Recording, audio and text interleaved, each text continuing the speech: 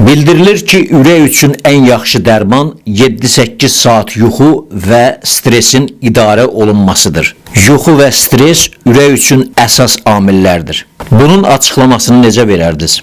Yuxusuzluq ürək xəstəliklərinin birbaşa risk faktorları arasında yoxdur. Amma yuxusuz insan, yuxusuz bədən xroniki stresə məruz qalır. Kortizol artır, adrenalin artır, ciddi yorğunluq olur. Yuxusuz qalanda təzyiqimiz yüksəlir, aritmiyalarımız baş verir və bütün bu faktorlar hamısı birlikdə gətirib ürək xəstəliklərini çıxarda bilər. Yəni yüksək kortizol, yüksək adrenalin, yüksək təzyiq onsuz da ürək xəstəliklərinin risk faktorlarına aiddir. Yəni yuxusuzluq birbaşa ürək xəstəliyi yaratmasa da onun dolayı faktorlar arasında yer alır.